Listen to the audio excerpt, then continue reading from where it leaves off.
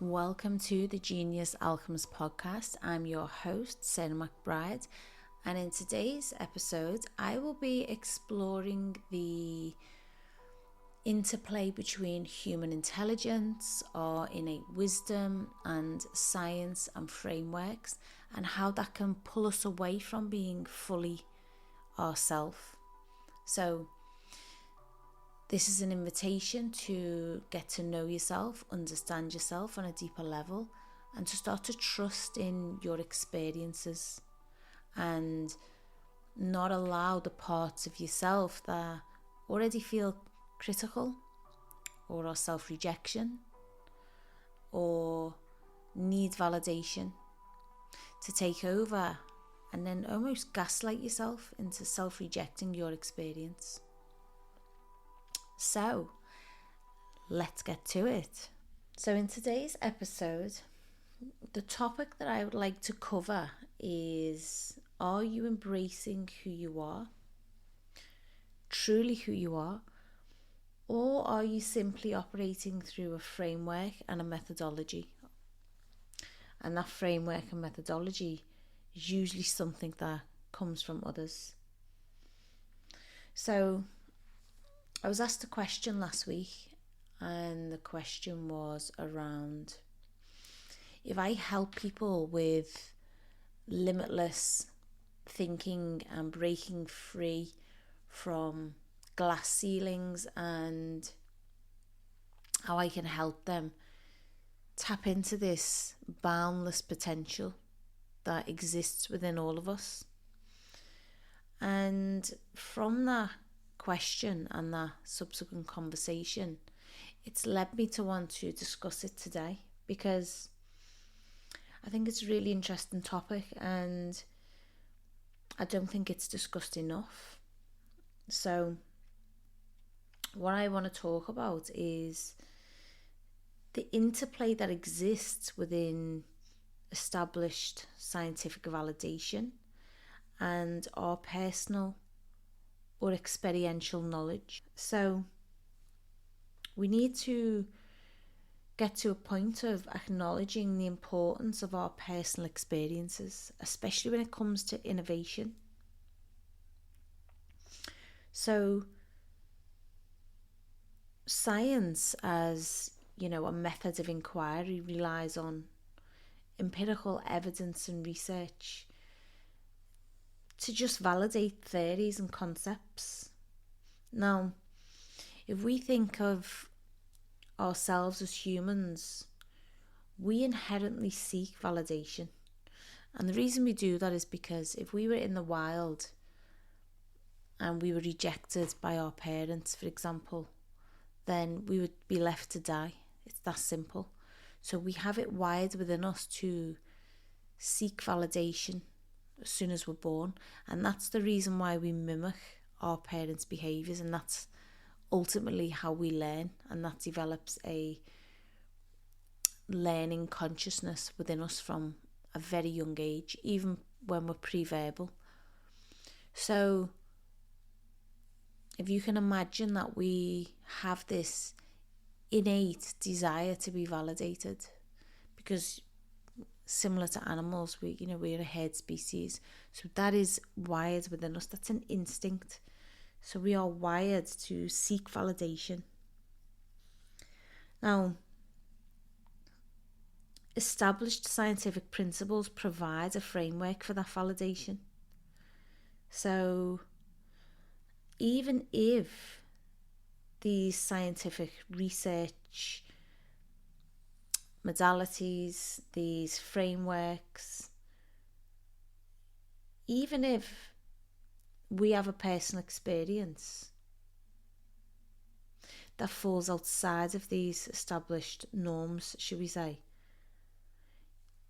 the scientific framework, the theory, the modality can disregard our personal experience.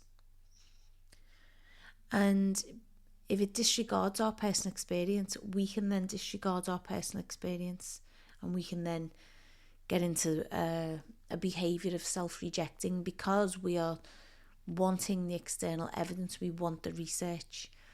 I know even with clients, when They've been through huge breakthroughs and experiences that have blown the mind, and it was something that they couldn't conceive before. They're waiting for me to validate that experience, to say, yeah, this is normal. I've experienced that, or other clients have experienced that, or this is a part of the process. Because when I do that, it helps them, because they can start to go into story of, I might be losing my mind, or there's something wrong with me, because science can't explain what I've just been through. So it's understanding the interplay between the experience that we have and science ultimately, and knowing that, for example, if there's a scenario where our personal experience diverges from that scientific validation, then our unique experience that we've been through, our intuition, might not align with what's out there, might not align with what the research says. So those discrepancies are what leads us to reject or invalidate our personal truth. So again, we're allowing on some level the scientists to collude with the part of ourself that doesn't fully accept ourselves, doesn't fully know ourselves. So we'll reject it. This didn't really happen. My experience is invalid.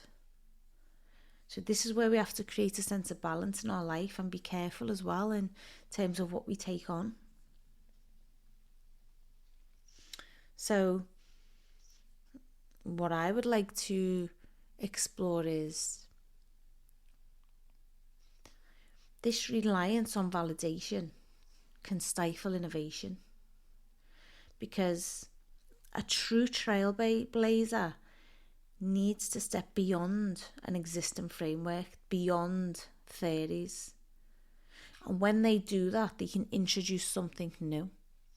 Because ultimately, scientific research as a method, a modality, framework is relatively new. So how do you think all of the things that we have today were invented on some level? It needed someone to think outside of what existed. And that's why my belief is that science hasn't caught up with spirituality yet, and we need to explore our experiences, and we need to validate our experiences, because otherwise the parts of ourselves that we are critical, the inner critic, the inner saboteur, the inner judge, is going to collude with the science that tells us that our experience is not valid and not real. So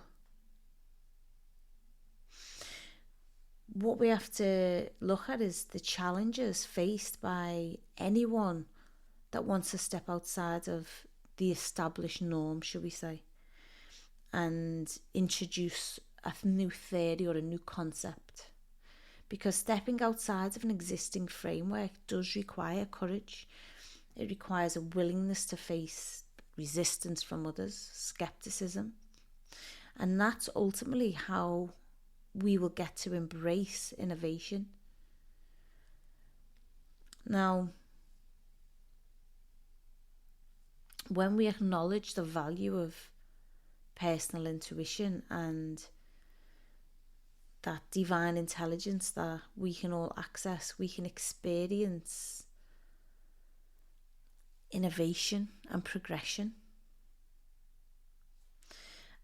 And it's interesting because what I'm finding lately with specific clients of mine is they have followed a framework for so long, whether that be a healing modality, so they call themselves a hypnotherapist or a specific coach, whatever that may look like, shamanic practitioner, anything.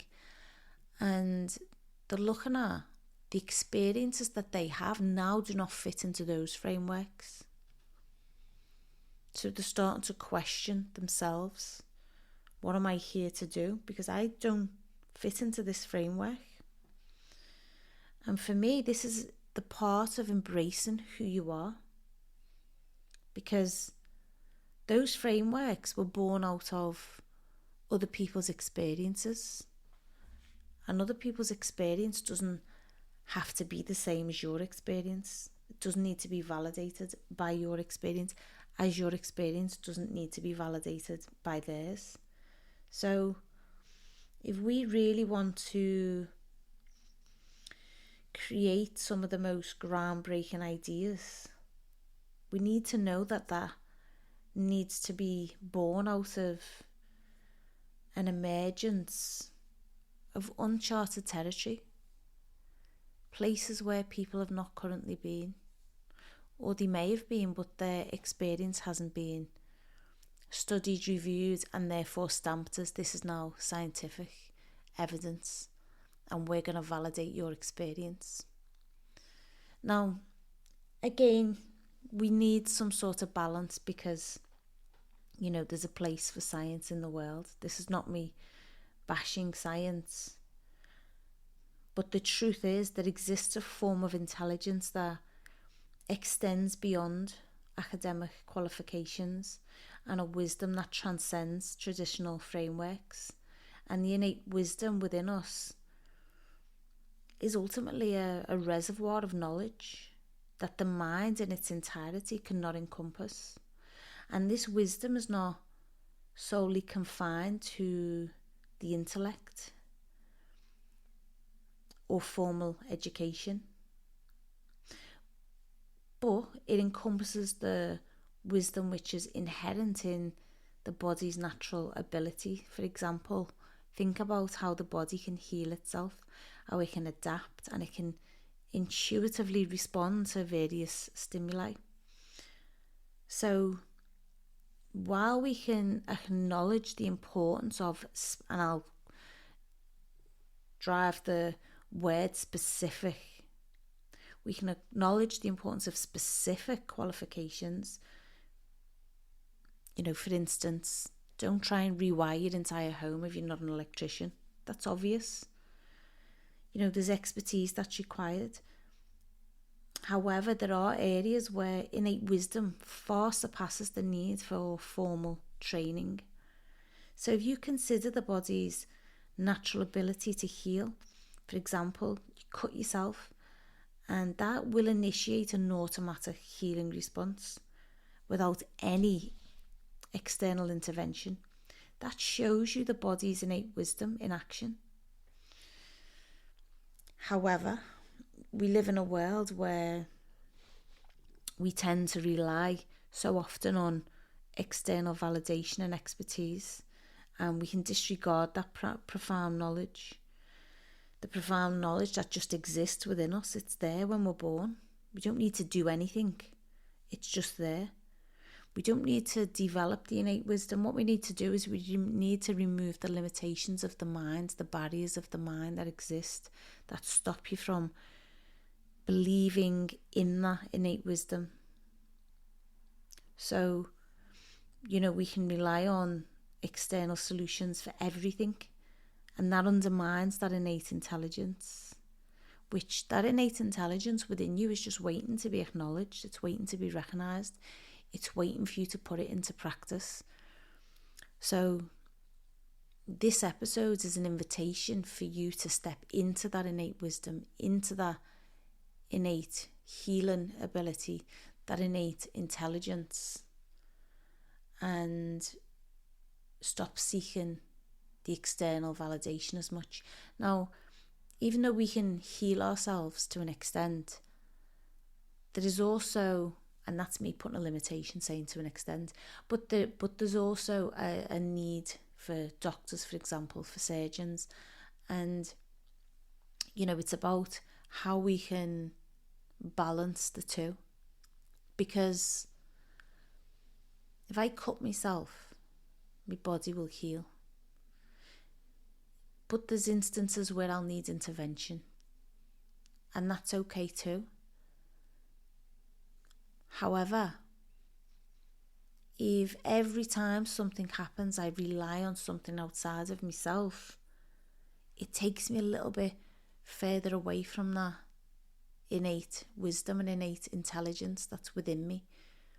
And healing yourself is not just from a physical, it's also the emotional experiences, the spiritual experiences that we have as well. So,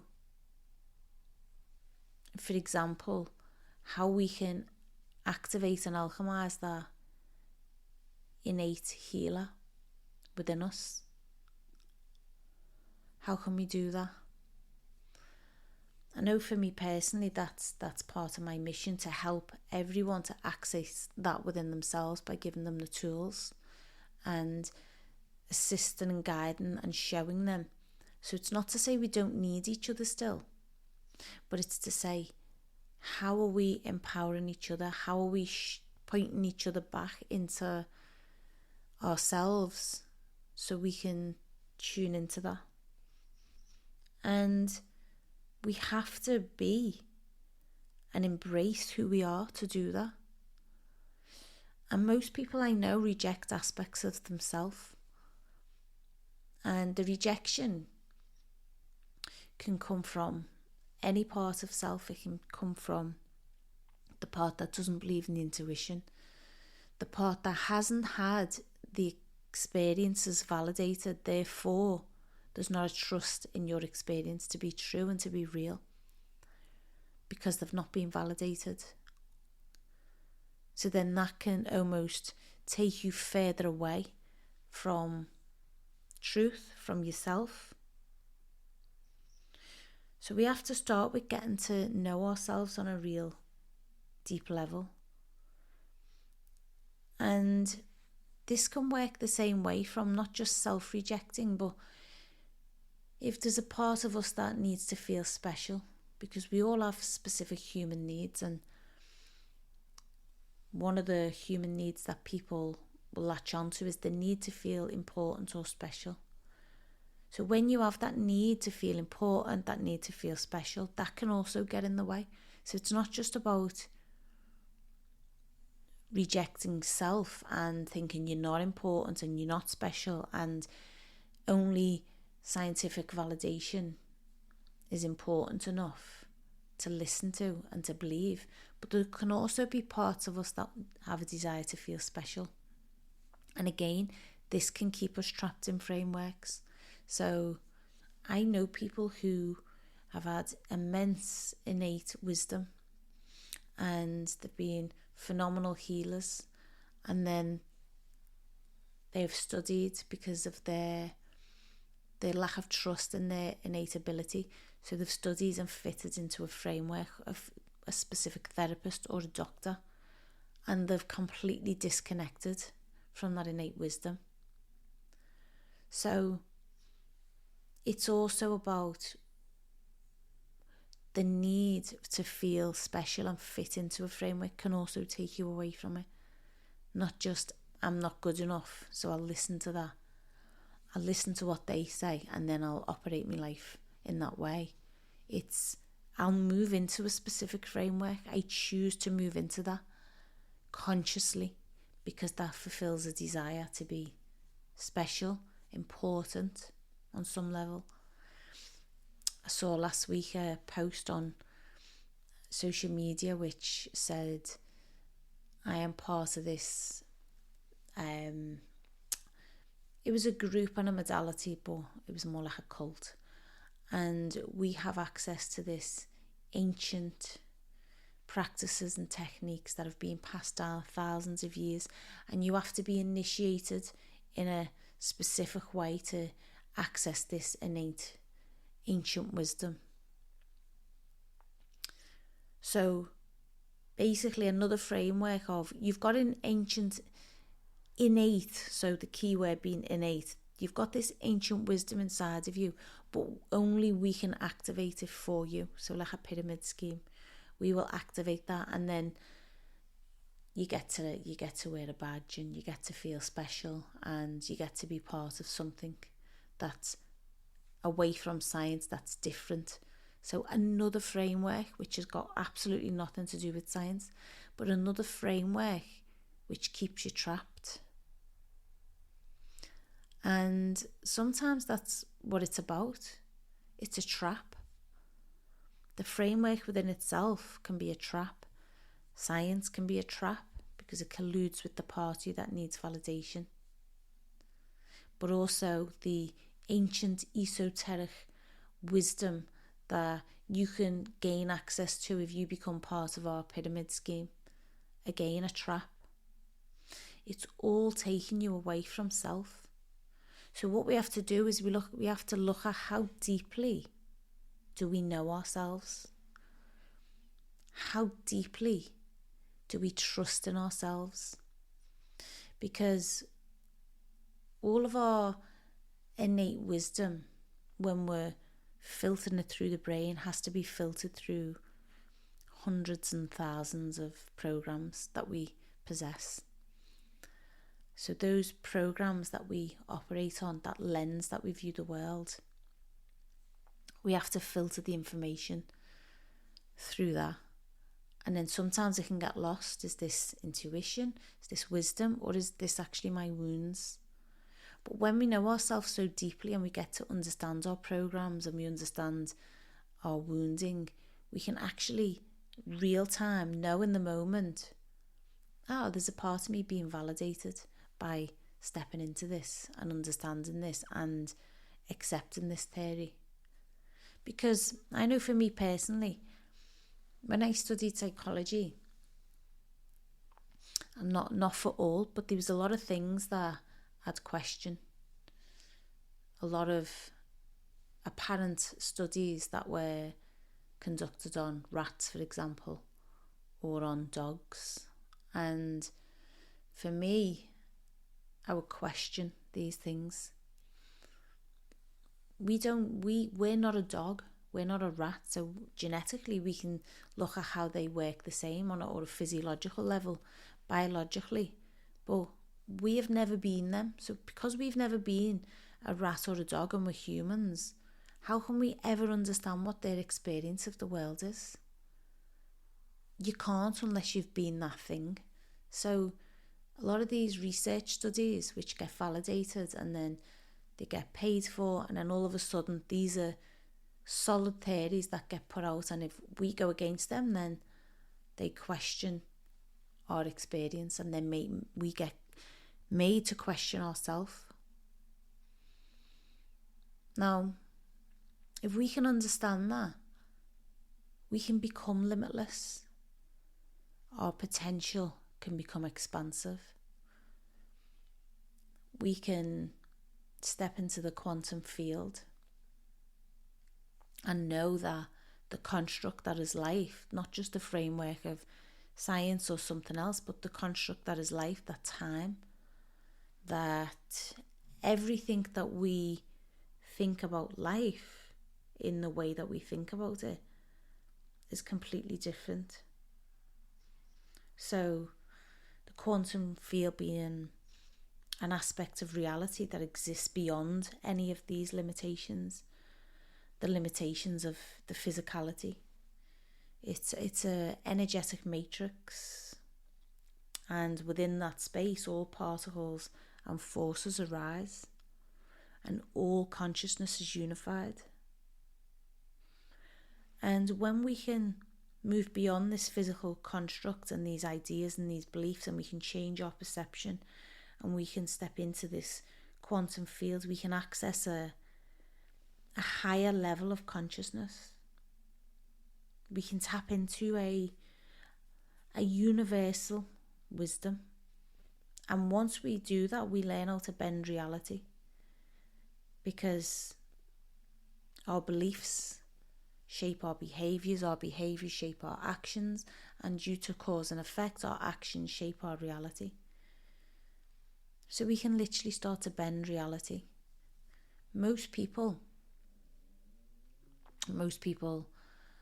I've experienced, worked with, and myself in the past have allowed the shadows, the wounds, the unconscious programs to determine their future,